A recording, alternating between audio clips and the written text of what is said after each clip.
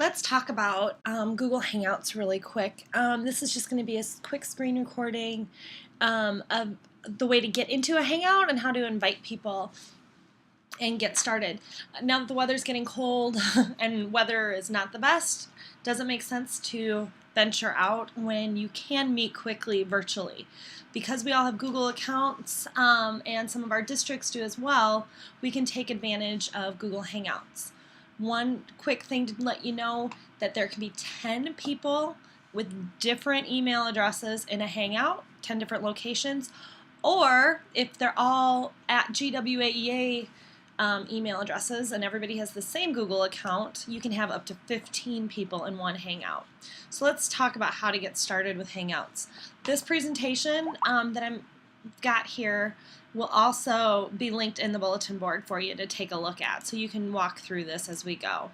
One of the things you can remember that it can be done on your cell phone or from a computer, Chromebook, or even from your phone. There are some limitations though when you are on your mobile device or tablet. You don't get all the features, but you do get the audio and the video, which is pretty important. Before you do a Hangout, make sure you have your Google Plus profile set up.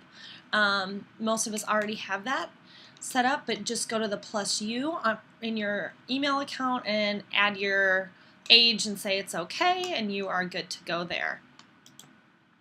Another thing that we just need to keep in mind is there is a plugin that lets us Google Hangouts access your webcam and your microphone. So make sure you get that plugin installed if it doesn't work right away. It should prompt you to download it, just so you know. Now, how to start a Hangout. The easiest way that I tell people to get started with a Hangout is going into your mail. And some of you, your mail might look a little bit different. You might have the green dots because you haven't updated to the new Hangouts. I like the green dots, so one of my accounts I haven't updated. And then another one, you might actually have pictures of staff on the left-hand side. So let me show you. If you want to start a Hangout with somebody from your email, I'm going to jump into my email here, and if I want to start a Hangout with Julie, I can just click on her name, and then a box will appear with Julie. And I can then, once that loads, that little box, I can do a couple things. I can do an IM chat with her, or I can click on this video call icon and actually do the Hangout that way. If I want to add more people, I can hit that plus and actually have a team of people on different sites meet collaboratively. So you've got this little icon. If you don't see anybody in your list that you want to talk to, just start a new Hangout, click in here and start typing their name. So if I want to have a Hangout with Jonathan, I can just type his name and search for him. And then click on his picture, a box will appear, and again I can start an IM chat or a Hangout. In the old mail system with the dots, it's the exact same thing. If somebody's there, you can click on them. If I want to start talking to Andy Crozier, I can click on his name, and I'm going to get the box, and I can start a Hangout this way too. So I'm not going to wait for that to load here, but I can click on the camera, or I can just do an IM chat. We use the IM chat quite frequently. Okay, close these and jump back. And here's a slide deck that's going to show you what to click on when you find that person, just to start that video call. That's one of the easiest ways to get started. Another way to do it is from Google Plus. So if you are in Google Plus, you can be in your email, click your name. So I'm going to click plus Stacy in the top right-hand corner, and that's going to open up Google Plus for me. And in Google Plus, I have two options. I can go over to the right and click on the Hangouts, and this is going to show me my Hangout history. So yesterday I actually was on a video call with a group of people. I missed a call from Gina and Michelle, and these are all the IM chats. If you notice, like right now, Julie Freed has a little green line. That means she's available and she's actually online. So that's one nice indicator. Another place to start a Hangout is if you come over to Home and you click Hangouts. And you click in here. And then you can just actually start a Hangout on air as well, or schedule a Hangout on air, which is a recorded Hangout. Don't worry about that at this point in time. What I would tell you to use right now is email, or coming over here to the right side and starting a new Hangout. If you have a bunch of people in circles in Google+, like I have all the AEA tech consultants in one circle, I could actually start a Hangout with all of those people. Okay. The third way I'm going to talk about starting a Hangout is through a calendar invite.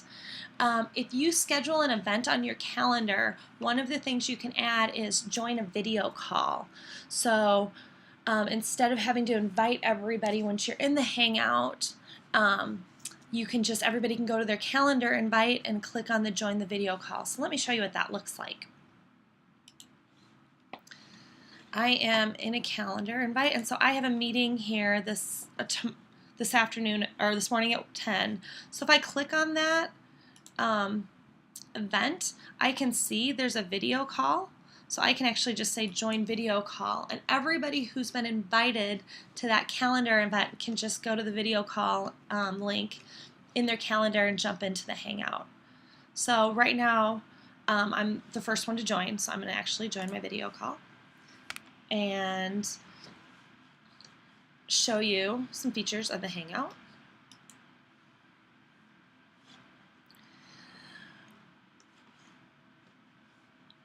Over on my computer is getting kind of sluggish. I apologize.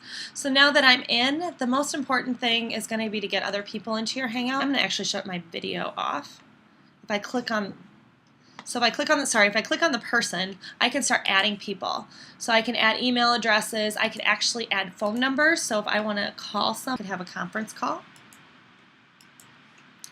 I made my Hangout black and white, huh? I can mute my microphone. So if somebody else is talking, I can turn my camera off. So that's going to save bandwidth if you're in a meeting. Another thing you can do is look at your settings. So if mics aren't working or your camera's not working, that's where you're going to want to go, is look at your settings. Once you're in a Hangout with multiple people, they'll be at the bottom of the screen. The three big tools that I'm going to show you really quick are chat.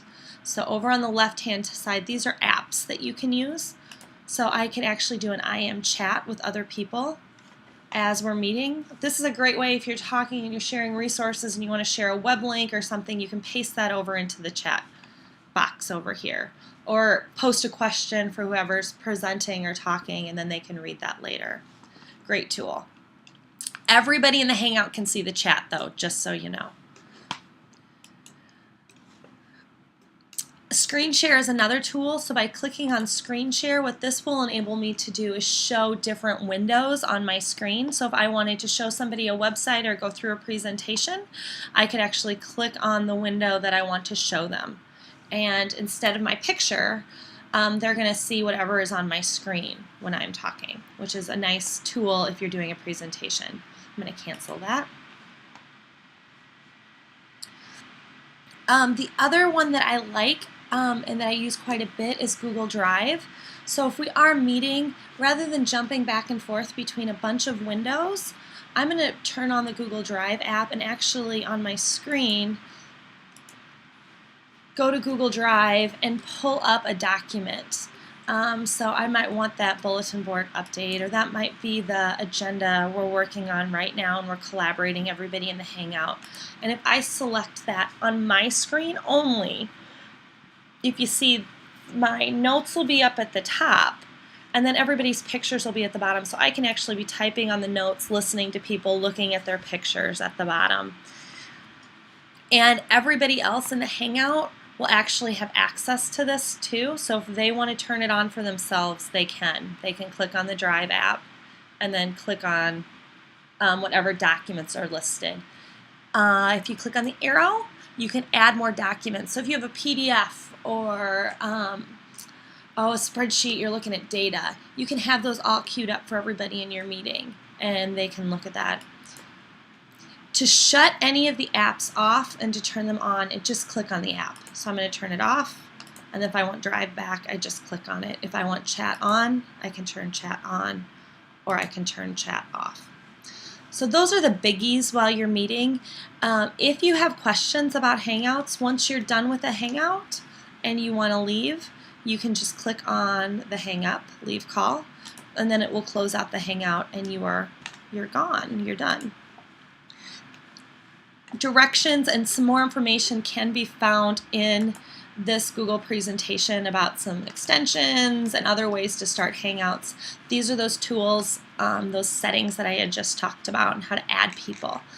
Again, we will be having some more workshops about Google Hangouts and Hangouts on Air and Google Plus into the next year. But let us know, any tech consultant know, if you want to try this. Again, it's a great way to try to meet virtually without having to travel.